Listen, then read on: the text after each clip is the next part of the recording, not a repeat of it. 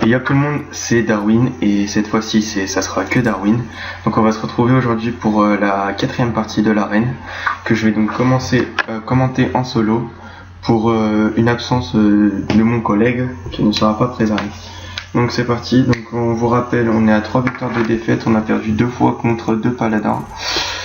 Et c'est un peu la déception. On va voir ce qu'on va pouvoir donner pour cette 4e partie de l'arène et pour cette 6e partie de l'arène. Donc en tout cas j'espère que les vidéos précédentes vous auront plu. N'hésitez pas, comme on vous le répète à chaque vidéo, à laisser un petit commentaire, à vous abonner si ça vous a plu, mettre un petit j'aime, ça fait toujours plaisir. En tout cas on a eu des bons reçus des vidéos. Donc comme quoi les gens nous envoyaient des messages et nous disaient qu'ils aimaient ce qu'on faisait, donc ça fait toujours plaisir. Donc en tout cas, si y a quelque chose qui ne va pas ou quoi que ce soit, prévenez-nous et on fera exprès de changer. Donc ça sera un guerrier. D'accord. Donc là on va garder donc le dragon féerique sûr et le berserker harmonie. On va virer le soldat et la faucheuse. Donc là on a un bon early, donc on peut poser tour 1 le berserk ou le dragon. Et on tombe avec l'épée dansante qui sera bien. Donc là chaque tour on a de quoi faire, hein. Jusqu'au tour 4 on a vraiment de quoi faire. On a vraiment du dégât potentiel. Donc ça fait zizir. Donc d'autres cartes Pandari et lui aussi. Ça c'était une petite précision qui ne servait à rien. Donc on va commencer par le dragon qui a donc un potentiel de dégâts plus élevé que le berserk. On va mettre le berserk prochain tour pour voir ce qu'il a à contrer ça. Surtout qu'on aura 5 points de dégâts sur table.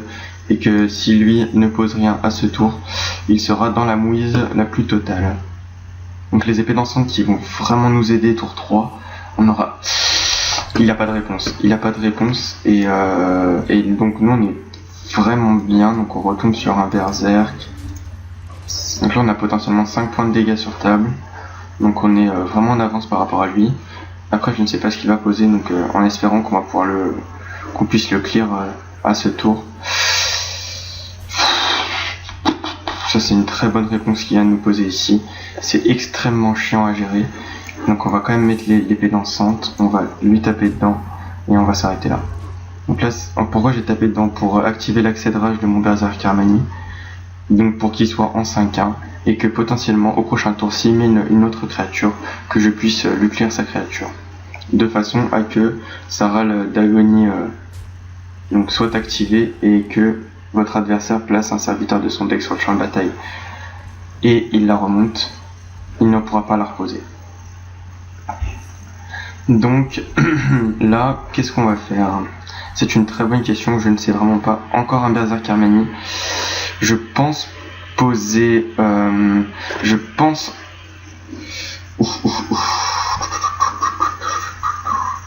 Ça peut être intéressant de poser ici un berserk, 2 berserk, pour potentiellement les booster. Sachant que en fait, si je pète cette carte là-dedans, il va lui rester 1 point de vie. Donc il va potentiellement lui rester 1 point de vie.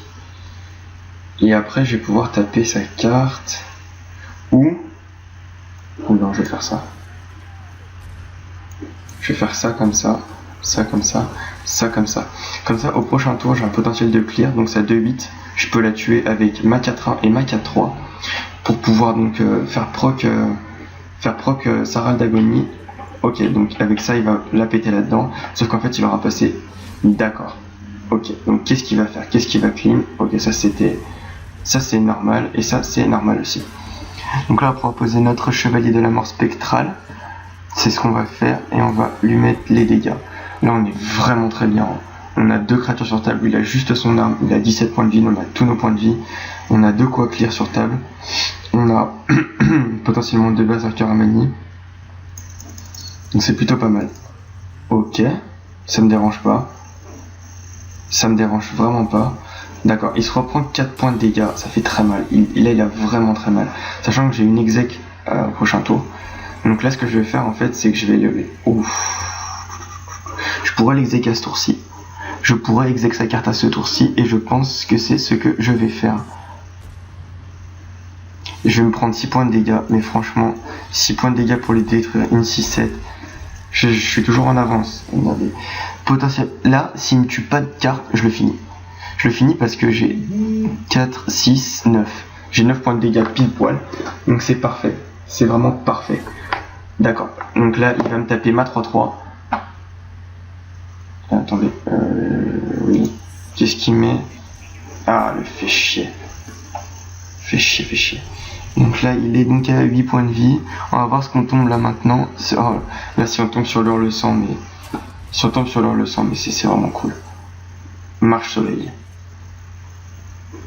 On va mettre le marche soleil. On va clean. Et on va lui mettre des dégâts dans la bouche. Donc là, je le finis toujours.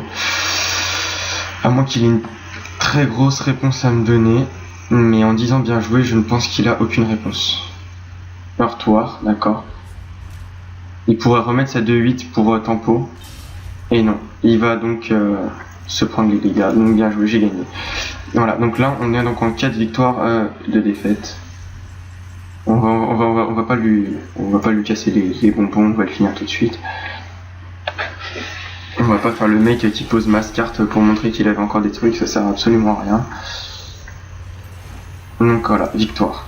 Donc là on est vraiment très bien, on est en 4 victoires de défaite, ça fait plaisir, ça fait toujours vraiment plaisir. Donc, allez, voilà, merci. 4 victoires. Allez, c'est reparti, en espérant que donc, dans cette partie on puisse encore gagner, pour pouvoir essayer de montrer en fait le potentiel de ce deck. Franchement je pense que ce deck a vraiment un gros potentiel, il a du clear. Il a vraiment des dégâts, on l'a vu, il tient sur le long terme. On l'a vu, j'ai eu vraiment une très bonne pioche dès le début de la partie, c'est à mon avis ce qui m'a permis de gagner. Et donc espérons que ça puisse continuer ainsi pendant le reste de la vidéo. Nous voyons voir. Allez, adversaire convenable, merci bien.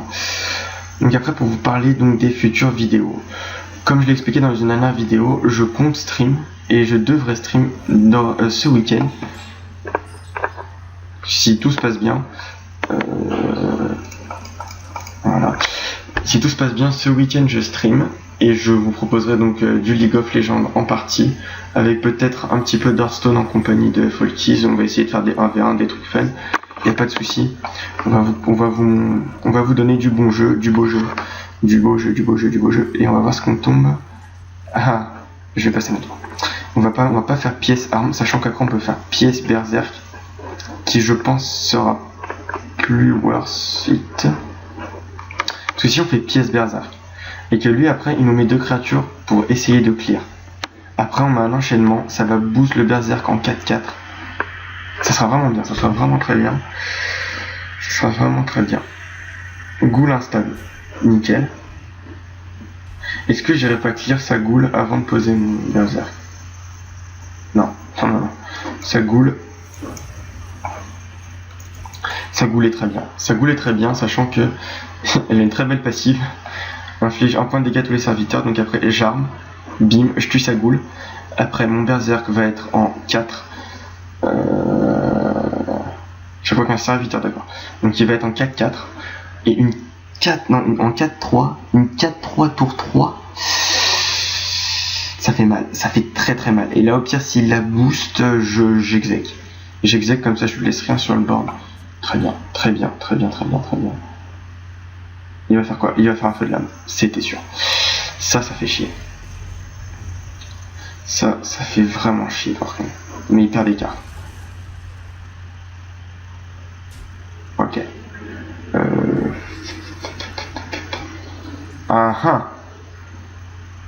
Je sais. Là j'enchaînement exec.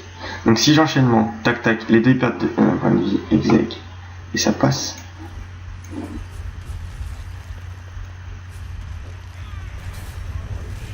On lui clean son board.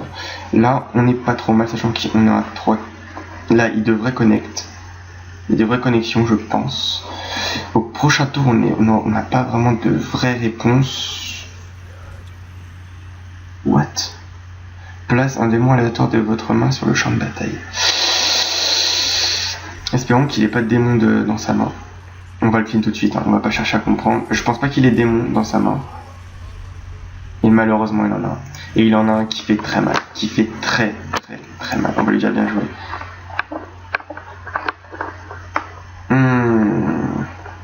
Et là, s'il met une grosse carte, je suis vraiment dans la merde. Oh, fait chier. Bah, je vais brûler. Je vais brûler, je vais... Ouais, j'ai que ça à faire. Je vais brûler, j'espère que ce soit ça, c'est 0,4 qui ressort un quart. Oh, fait chier. Putain, j'ai pas de chance, hein. C'est dingue, j'ai vraiment pas de chance. Putain, c'est dégueulasse, quoi. Ah, fait chier, putain. Oh, là, il est vraiment bien. Là, il va mettre 6 points de dégâts. Je vais les sentir passer, les 6 points de dégâts. Je vais vraiment les sentir passer, les 6 points de dégâts. Aïe, aïe, aïe, aïe, aïe, aïe, aïe, aïe, aïe. C'est sale. Là, c'est vraiment sale ce que je me prends. Et putain, une épée dansante. Donc, on va faire ça. Ça, on va lui clean sa carte. Et là, on va voir ce qu'il donne en réponse.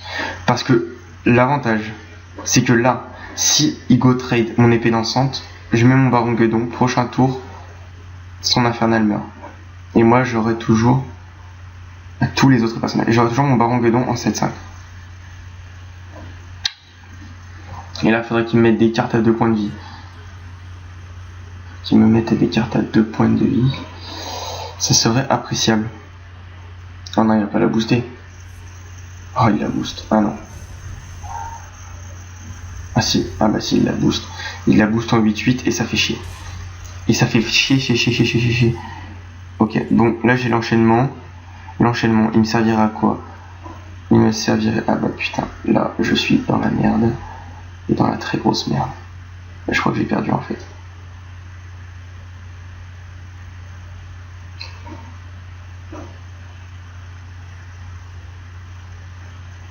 Ah non, j'ai pas perdu.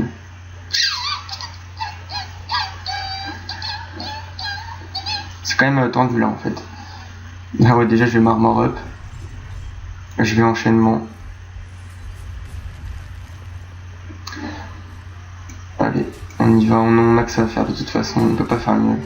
Il me reste un point de vie et là faut espérer qu'il ait pas un point de vie à me mettre dans les chicots. Surtout que là avec son portail d'invocation c'est beaucoup plus facile pour lui de poser des créatures. Ah, cette partie me semble assez difficile. Alors si je la gagne les gens, mais là, abonnez-vous 10 milliards de fois parce que...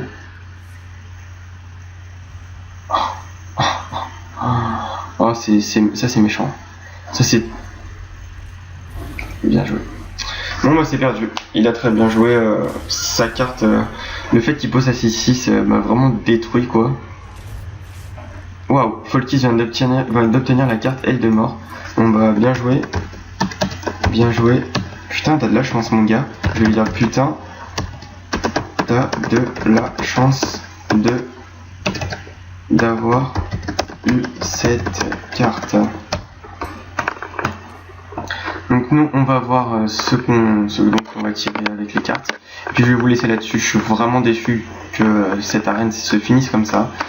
En tout cas, on vous aura proposé, à mon avis, un bon contenu, même s'il était vraiment pas long et qu'on s'est vraiment fait tuer maintenant. Go deck guerrier. Oui. Donc à mon avis, il va essayer de vous créer un deck guerrier. Donc alors nous on a quoi? On en a 4. Allez. Ouf, 75, ça c'est vraiment cool. Donc on va pouvoir vous faire une autre arène avec, à mon avis, l'or que j'ai maintenant désormais. Allez, on ouvre le paquet. Et on espère avoir de la chance là-dessus. C'est parti. Rien. Une rare. Rien. Une épique. Ça va, c'est un bon booster. Hein. Ouh, le guerrier tauren, je le voulais. La marque de la nature, donc je l'ai en plus. Rare, bon ça je m'en fous. Et l'épique. Oh, le sang. Oh, le sang. Je viens de drop le sang. Voilà. Donc je lui dis que je viens de drop le sang, ça nous met vraiment bien. Bon en tout cas, j'espère que cette petite série de 4 vidéos vous aura plu. En tout cas j'ai vraiment pris plaisir à commenter cette vidéo, que ça soit même sans mon ami Folkis. En tout cas je vous fais des gros bisous, je vous aime fort et à bientôt. Bye bye tout le monde.